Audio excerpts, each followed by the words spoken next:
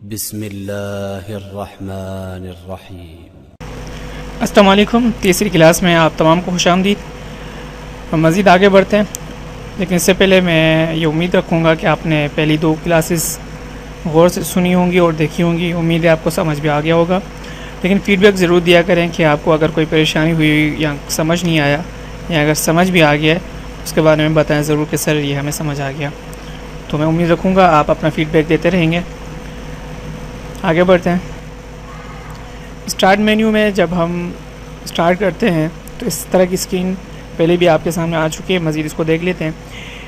यहाँ से start button हम नज़र आ रहा होगा आपको, ये दबाने से माउस के ज़रिए से दबाएं या फिर अपने कीबोर्ड में अल्टर और कंट्रोल के बीच में जो विंडोज़ की शक्ल का जो बटन है आपके कीबोर्ड में, यहाँ से भी आप स्टार्ट मेन्यू खोल सकते हैं। स्टार्ट मेन्यू खोलेंगे और अगर दोबारा उसी विंडो की को दबाएंगे तो वो बंद भी हो जाएगा। दूसरी सूरत ये है कि अगर आपने स्टार्ट मेन्यू खोलने के लिए स्टार्ट बटन प्रेस किया, विंडोज़ बटन, और बाद में आपने एस्केप की जो कल हमने पढ़ा था कीबोर्ड के तारुफ में, बिल्कुल कोने पे एस्केप की मौजूद है, वो दबाने से भी आपकी जो ये मेन्यू आपके सामने नज़र आ रहा है आपको, ये बंद हो जाएगा। इसके बाद आ जाए यहाँ पे आल प्रोग्राम जो हैं वो कंप्यूटर में इंस्टॉल्ड हों या फिर उसके बाय डिफ़ॉल्ट प्रोग्राम्स वो तमाम मौजूद होते हैं, जिसे कल भी आपको दिखाया था मैंने। यहाँ पे ये जो चीज़ मौजूद है, यहाँ पे ये लिखा हुआ है मैंने सामने अपने कि रीसेंट यूज्ड ऐप्स, जो कंप्यूटर में आप अक्सर प्रोग्राम यूज़ करते रहते हैं या अभी करीब में जो आपके कंप्यूटर पे प्रोग्राम यूज़ किए थे वो यहाँ पे मौजूद आपको नज़र आएंगे। और उसके साथ ही हर प्रोग्राम के सामने एक एरो का निशान भी नज़र आ रहा होगा। इसके सामने अगर आप जा रहे हैं कि रीसेंट फाइल्स ओपन, मतलब इस प्रोग्राम के अंदर आपने जो रीसेंट फ़ाइल खोली है वो यहाँ से आपको शो होगी। इस पर आप दबाएंगे तो VLC में चलने वाली फ़ाइल जो होंगी रीसेंट, वो आपको शो होंगी। इसी तरह फॉक्सी रीडर में, वर्ड 2013 में, Google Chrome, power point, Corel Draw, इस तरह तमाम में आपको नज़र आ रहा होगा कि ये फ़ाइल अभी आपने रीसेंट ओपन की हुई है। ठीक है। अच्छा, मल्टीपल ऐप्स रनिंग, ये आपको पहले भी बता चुका हूँ कि ये मल्टीपल ऐप अभी चल रही हैं आपके पास। और यहाँ पे मैंने आपको एक चीज़ दिखाई हुई है कि स्विचिंग ऐप के दो एप्लीकेशंस चल रही हैं। हम कीबोर्ड से यहाँ पर माउस से कैसे उनको आपस में स्विच कर सकते हैं। मिसाल के तौर पे वर्ड चल रहा है तो मैं ये कैसे खोलूँ, और अगर ये खुला हुआ है तो वर्ड कैसे खोलूँ, पावर पॉइंट कैसे खोलूँ, इंशाल्लाह हम प्रैक्टिस में इसको देख लेते हैं। अब आ जाए कि different between file and folder. देखिए हमारे पास दो चीज़ें होती हैं, फ़ाइल और फोल्डर। इन दोनों में फ़र्क क्या है ये आपके सामने नज़र आ रहा है कि एक फ़र्क है एक्सटेंशन। एक्सटेंशन क्या होती है ये मैं आपको आगे चल के थोड़ा दिखा दूंगा कि एक्सटेंशन क्या होती है। तो फाइल में एक्सटेंशन होती है और फोल्डर को कोई एक्सटेंशन नहीं मिली हुई। फोल्डर बगैर एक्सटेंशन के होता है। Container, a file can not contain another file और फोल्डर। अच्छा, फाइल कभी भी कोई फाइल या फोल्डर को अपने अंदर नहीं ले सकता, मतलब वो कंटेनर नहीं, उसे उठाने वाला नहीं है, लेकिन फोल्डर ये काम कर सकता है। उसमें फ़ाइल भी समा सकती है और फोल्डर भी समा सकता है। तीसरी चीज़ देख लें, मेमोरी साइज़, कि a file has certain size and memory consumption, कि एक फ़ाइल का साइज़ रखता है। अच्छा, जबकि फ़ोल्डर में ऐसी कोई चीज़ नहीं है। फ़ोल्डर उसी चीज़ का डाटा बताएगा जो उसके अंदर फ़ाइल की सूरत में मौजूद होगी। मतलब फ़ोल्डर में अगर कोई फ़ाइल है 2-3 तो साइज़ बताएगा कि भाई इस फ़ोल्डर में इतना साइज़ का डाटा रखा हुआ है। लेकिन अगर आपने फ़ोल्डर दर फोल्डर 10 फोल्डर भी बना दें आप और फाइल कोई भी ना हो तो उनका कोई साइज़ नहीं होगा। सपोर्टेड ऑपरेशंस, कि कौन कौन सा ऑपरेशन हम फाइल के साथ कर सकते हैं, कौन सा ऑपरेशन फोल्डर के साथ कर सकते हैं। फाइल के ऑपरेशन कौन से हैं? ओपन कर सकते हैं हम फाइल को, सेव कर सकते हैं, रीनेम कर सकते हैं, प्रिंट कर सकते हैं, ईमेल कर सकते हैं, मॉडिफाई कर सकते हैं। ये तमाम चीज़ें हम फाइल में कर सकते हैं। जबकि फोल्डर में ये सिर्फ 4 काम है कि हम उसे मूव कर सकते हैं, मतलब Ctrl+X कट किया, दूसरी जगह पेस्ट कर दिया। ठीक है। अच्छा, रीनेम कर सकते हैं, डिलीट कर सकते हैं, शेयर कर सकते हैं। यही काम हम फोल्डर के साथ कर सकते हैं। फाइल में ऐसा कोई काम नहीं कर सकते हम। रीनेम भी हो सकता है, डिलीट भी हो सकता है, शेयर भी हो सकता है, लेकिन देखें फ़ोल्डर में ये काम कम है, लेकिन फ़ाइल में ये काम ज़्यादा है। अब मैं मिसाल के तौर पे मैं फ़ोल्डर को सेव करना चाहूँ तो ऐसे कोई बात नहीं है, मैं इसे सेव कर दूँ, फ़ोल्डर को प्रिंट करना शुरू कर दूँ तो ऐसा कुछ काम नहीं हो सकता। आगे चलते हैं। ऑर्गेनाइजिंग फ़ाइल और फोल्डर। अभी आपने फ़र्क तो मुलाहिज़ा कर लिया कि फ़ाइल और फोल्डर में क्या फ़र्क है। अभी आते हैं कि इनके साथ हम क्या कुछ ऑपरेशंस कर सकते हैं। Naming the file and folder, कि हम फाइल और फोल्डर को नेम कैसे दे सकते हैं। दो सूरतें हैं कि हम उनको नाम दे सकते हैं। दूसरा तरीका ये है कि मैंने फ़ाइल तो क्रिएट कर दी, लेकिन उसे नाम मैंने एक जो देना था वो ना दे सका। तो बाद में नाम देने के लिए मैं क्या करूँगा कि उस फाइल को सेलेक्ट करके F2 प्रेस करूँगा तो इस तरह की शक्ल बन जाएगी। ये वाली ये शक्ल बनने के बाद मैं क्या करूँगा, अपनी मर्ज़ी का नाम दे सकता हूँ उससे। ये इस तरह का नाम मैं दोबारा भी दे सकता हूँ। इसकी प्रैक्टिस हम कर रहे हैं अभी थोड़ी देर में, तो आपको इंशाल्लाह क्लियर हो जाएगा। सर्च भी कर सकते हैं दोनों को। अच्छा, मूविंग, हम मूव कर सकते हैं फ़ाइल को। मतलब मिसाल के तौर पे कि ये फ़ाइल अगर डेस्कटॉप पे रखी हुई है तो मैं इसे किसी भी लोकल लिस्ट में मूव कर सकता हूँ। मूव करने का तरीका ये है कि यहाँ से मैं इसे कंट्रोल X करूँगा और वहाँ कंट्रोल V कर दूँगा। और अगर मैं चाहता हूँ इसे कॉपी करूँ कि ये मिसाल के तौर पे ये फ़ाइल है, मैं यहाँ पे रखने के लिए इसे कंट्रोल C करके और मतलूबा जगह पे कंट्रोल V कर दूँगा तो यहाँ पर भी मौजूद रहेगी, वहाँ पर भी आ जाएगी। इसी तरह डिलीटिंग, सेलेक्ट करके मैं अपने कीबोर्ड से डिलीट का बटन दबाने से ये फ़ाइल डिलीट हो जाएगी। और इसी तरह यहाँ पर भी फाइल हो या फोल्डर, दोनों को हम इस तरह डिलीट कर सकते हैं। आगे आ जाए, ऑर्गेनाइजिंग फाइल और फोल्डर की साथ ही मुत्तसिल है ये चीज़। सर्च कल भी आपको बताया था मैंने तारुफ में विंडो की, यहाँ पे ये सर्च बार है। अब यहाँ पे मुझे अगर फ़ाइल का नाम याद है, मिसाल के तौर पे भी मैंने फ़ाइल क्रिएट की थी माई फाइल, तो यहाँ से मैं फ़ाइल बना के उसे मैंने सर्च किया तो ये मुझे सर्च करके बताया। यहाँ देखिए 1 आइटम बता रहे search result, 1 item search result बता रहे हैं हमें, ठीक है। और लोकेशन एड्रेस भी बता रहा है मुझे कि भाई आपने जो फाइल ये आपने सर्च की है उसकी लोकेशन ये है, सी यूज़र्स वासिम एट डेस्कटॉप। तो इस तरह ये सर्चिंग का अमल काम में आता है हमारे। आए हम प्रैक्टिस करते हैं इसकी। स्टार्ट मेन्यू मैंने आपको बताया था कि ये रिसेंट जो हमारे पास मौजूद हैं ये होते हैं। अच्छा देखिए यहाँ पे एक बीच में लाइन आ रही है, ये लाइन क्यों आती है और उसका फ़ायदा क्या है इसको हम क्लियर कर लेते हैं। देखिए मिसाल के तौर पे अगर आप चाहते हैं कि यहाँ पे मुख्तलिफ़ फ़ाइलें आप खोलते रहते हैं, मुख्तलिफ़ प्रोग्राम, तो वो जगह तब्दील होती रहती है इनकी यहाँ पे। लेकिन आप चाहते हैं कुछ प्रोग्राम जो आप मोस्टली यूज़ करते ही रहते हैं, मिसाल के तौर पे कोरल ड्रा है, यहाँ पे मैं ये मोस्टली से इस्तेमाल करता रहता हूँ, तो मैं इसे पिन कर देता हूँ। मैं क्या करूँगा, अब ये तो पिन हुआ है, मैं एक और फाइल पिन कर लेता हूँ। मिसाल के तौर पे एक्सेल में एनी हाउ यूज़ करता हूँ। स्टार्ट मेन्यू, ये देखें, अब देखिए लकीर जो पहले यहाँ पे नज़र आ रही थी अब कहाँ नज़र आ रही है, एक्सेल के बाद। अब इसी तरह अगर मैं इसे हटाना चाह रहा हूँ, मिसाल से मैं लिस्ट से हटा दूँ, तो अब हमारे पास पिन में सिर्फ 2 मौजूद हैं, एक्सेल और कोरल ड्रा। क्लियर है।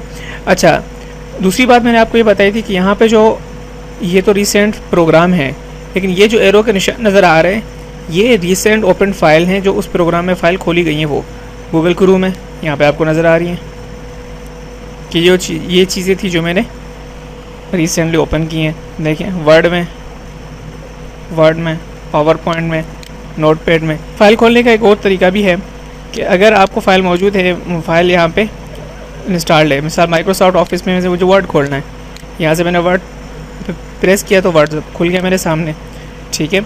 अच्छा, दूसरा तरीका ये है कि मैं यहाँ पे ही सर्च पे लिख दूँ वर्ड मेरे पास आ गया, मैंने वर्ड खोल लिया। तो आपके पास ये दूसरे 2 तरीके आ गए, ठीक है। एक और तरीका भी है, वो इंशाल्लाह हम आगे क्लियर कर लेंगे। एक चीज़ और थी जो मैंने आपको बताई थी थोड़ी देर पहले ही, उससे डिस्कस किया था हमने, वो ये थी कि स्विचिंग ऐप, मतलब एक ऐप खुली हुई है मेरे पास सामने, अभी एक ऐप खुली हुई है, तो मैं दूसरा ऐप कैसे उसके सामने खोलूँ, उसका तरीका क्या है उसे देख लें। कीबोर्ड से, माउस से तो आसान है कि हमने ये फ़ाइल खोली, से नीचे दोबारा दबाया तो नीचे आ गई, इसको खोला दोबारा दबाया नीचे आ गई। माउस से आसान है, लेकिन कीबोर्ड से इसका खोलने का तरीका क्या है, आप अपने कीबोर्ड पे अल्टर प्रेस करेंगे और फिर टैब जो कैप्स लॉक के ऊपर है क्यू के साथ आप देखेंगे, क्योंकि लेफ़्ट साइड पे टैब का एक निशान होगा, उस पर लिखा होगा टैब, अल्टर दबा के टैब दबाएंगे तो ये आपके सामने शो होगी, नज़र आ रहा है आपको। अब जिस भी प्रोग्राम को आपने ऊपर लाना है सामने स्क्रीन पे, वहाँ पे आप अल्टर छोड़ देंगे। मिसाल के तौर पे माइक्रोसॉफ्ट वर्ड पे मुझे लाना है, मुझे वो खोलना है, तो मैं अल्टर छोड़ दूंगा तो मेरे सामने वो फाइल ओपन हो जाएगी। इसी तरह ये भी खुल गया मेरे सामने। पावर पॉइंट ये भी खुल गया। दोबारा डेस्कटॉप, ये आ गया जी। तो फाइल और फोल्डर को किस तरह मैनेज किया जाता है वो देख लेते हैं। अब मेरे पास अगर मैं इसे यहाँ से क्रिएट करता हूँ फोल्डर को, ये फ़ोल्डर क्रिएट कर लिया। अब अगर इसका नाम मैं यहीं पे देना चाहूँ, मैं इसे न्यू डेटा के नाम से मैंने इसे नाम दे दिया तो ओके हो गया, नाम आ गया इसको। यहाँ पर एक सूरत ये भी हो सकती है कि मैंने फ़ोल्डर बना लिया और इंटर कर दिया न्यू फ़ोल्डर 2 के नाम से बना हुआ है। अब अगर मैं इस न्यू फ़ोल्डर 2 को चेंज करना चाहता हूँ तो मैं इस पर एक क्लिक किया, दूसरा क्लिक भी फ़ौरन करूँगा तो ये रीनेम का ऑप्शन आ जाएगा। यहाँ पर एक सूरत और भी है कि आप अपने कीबोर्ड में फंक्शन कीज़ जो हैं F1 से लेकर F12 तक, तो उसमें से आप F2 प्रेस करेंगे तब भी रीनेम का ऑप्शन आ जाएगा। रीनेम का ऑप्शन जैसे आए तो आप उस टाइम उसे नाम दे दें। यही काम आप फाइल के साथ भी कर सकते हैं। जिसके अलावा एक चीज़ और है जो हमने कंपैरिजन में भी शायद पढ़ा था कि इसमें कोई एक्सटेंशन नहीं है, इसका कोई साइज़ नहीं है, ठीक है, ये देख लें। अच्छा, इसको अगर आप देखें तो इसमें भी कोई चीज़ नहीं है, ठीक है। हाँ, जबकि इसमें 3 फ़ोल्डर और भी हैं, इसको ओपन कर लेते हैं। 3 फ़ोल्डर और भी हैं, लेकिन कितने भी फ़ोल्डर आप बना लें लेकिन इसमें कोई साइज़ नहीं बनेगा। मैं आपको बता चुका हूँ कि फ़ोल्डर का अपना साइज़ नहीं होता, उनमें मौजूद फ़ाइलों का साइज़ होता है। अब अगर मैं यहाँ पे फ़ाइल एक बना लेता हूँ,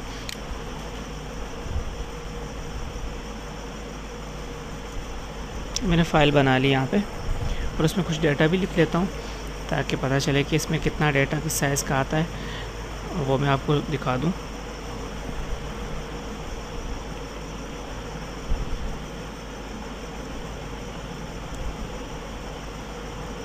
इस फाइल को मैंने सेव कर दिया।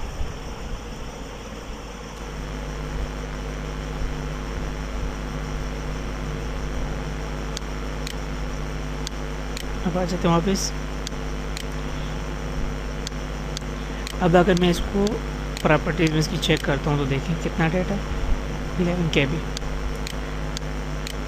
अच्छा, दूसरी एक बात और भी है क्या, इसकी अगर प्रॉपर्टीज़ हम चेक करते हैं तो देखें इसका टाइप भी आ रहा है यहाँ पे, टाइप ऑफ फाइल। ये जो चीज़ है ये एक्सटेंशन कहलाती है और फोल्डर में ऐसी कोई एक्सटेंशन मौजूद नहीं होती। देखिए, कोई एक्सटेंशन नहीं है। तो ये एक फ़र्क है फाइल और फोल्डर का। अब अगर ये फोल्डर में फ़ाइल में लगाना चाहूँ तो नहीं आएगा किसी भी सूरत, लेकिन अगर यही फ़ाइल मैं ड्रैग करके न्यू फोल्डर में लगाना चाहूँ तो चली जाएगी, क्योंकि फोल्डर कंटेनर है, फाइल कंटेनर नहीं है। क्लियर ये चीज़। अब आ जाते हैं सर्च पे। सर्च करने के लिए आप अपने कीबोर्ड से F3 प्रेस करें तो आपके सामने ये खुल जाएगा। सर्च करने के कुछ तरीके हैं, वो मैं आपको बता देता हूँ कौन कौन से हैं। यहाँ पे एक काइंड में आप सामने नज़र आ रहा है आपको कैलेंडर, एक कम्युनिकेशन, कॉन्टैक्ट, डॉक्यूमेंट, ये फाइल सर्च होकर आ जाएंगे आपके सामने।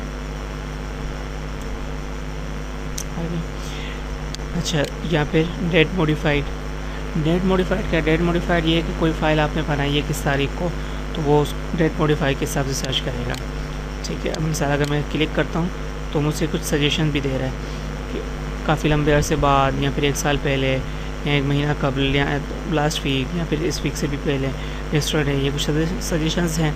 इन सजेशंस में से अगर आपको कोई सूटेबल लगता है या आपको अंदाज़ा है कि इनमें से किसी एक से आपकी फाइल सर्च हो पाती है तो आप इनमें से प्रेस कर लेंगे। या फिर अगर आपको एक्यूरेट डेट पता है तो आप यहाँ से डेट लगा दें, फ़लाँ डेट को ये फ़ाइल बनाई गई थी, उस तारीख में बनाई जाने वाली तमाम फाइल्स हमें सर्च करके दें। अच्छा, तो चौथे नंबर पर टाइप में देखिए मैंने आपको जो अभी एक्सटेंशन बताई थी वो यहाँ पे भी शो हो रही है। इसी तरह हर फाइल की एक एक्सटेंशन होती है। वो एक्सटेंशन अगर हमें याद नहीं है तो जिस तरह मैंने आपको शो करवाया अभी, उसकी प्रॉपर्टीज़ में जाके उसके बिल्कुल ब्रैकेट में लिखा होगा, एक्सटेंशन लिखा होगा डॉट के साथ, तो एक्सटेंशंस के थ्रू भी आप सर्च कर सकते हैं। एक्सटेंशन सर्च करने का तरीका ये है कि ये भी है कि $.dox इस तरह भी सर्च हो सकती है, और यहाँ से आप उसे लोकेशन भी देंगे। अगर मैं माई कंप्यूटर देता हूँ तो मतलब ये कि पूरे कंप्यूटर से सर्च करके देगा मुझे।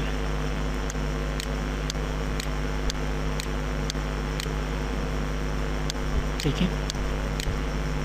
या फिर अगर सिर्फ कोई मखसूस अगर डिस्क से मैं देता हूँ तो वो मखसूस डिस्क से मिलेगा। ये फाइल सर्च हो रही है।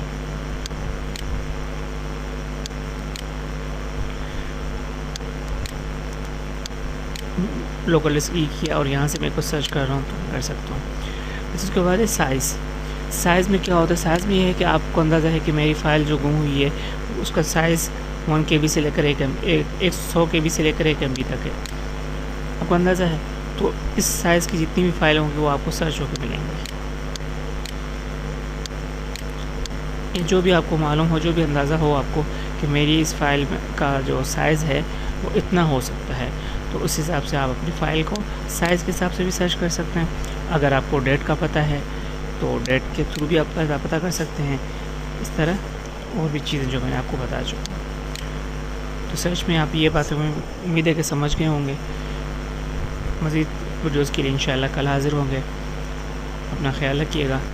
और इसके अलावा आज की डेमो क्लास थी, ये आखिरी थी, तो कल के लिए हम इंशाल्लाह उन मेंबर्स को वीडियोस देंगे जो अपना रजिस्ट्रेशन और अपना फ़ी का प्रोसीजर पूरा करेंगे। तो जल्द से जल्द अपना फ़ी प्रोसीजर मुकम्मल करें। और अक्सर स्टूडेंट्स से भी पूछ रहे हैं कि इसका तरीक़ाकार क्या होगा, तो वो भी मैं आपको बताता चलूँ कि जेज़ कैश में अपने अमाउंट मेरे जेज़ कैश नंबर जो दिया गया ग्रुप में उस पर भेज के, और जो मैसेज आपको रिसीव हो वो दोबारा आप मुझे भेजेंगे, पर्सनल में भेजेंगे, तो मुझे अंदाज़ा हो जाएगा कि आपने अभी जो मुझे रकम मौसूल हुई है वो आपकी तरफ से मौसूल हुई। और अपना नाम भी ज़रूर लिखिएगा ताकि कंफर्म भी हो जाए। तो इंशाल्लाह आपका ताउन रहा तो इस सिलसिले को हम आगे भी बढ़ाते जाएंगे।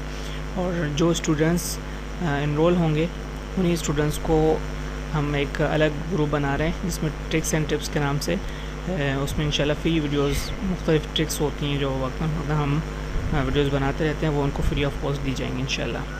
तो उम्मीद है आप जल्द से जल्द अपनी फ़ीस का प्रोसीजर पूरा करेंगे। तो अगली क्लास में मिलेंगे इंशाल्लाह। अल्लाह हाफ़िज़।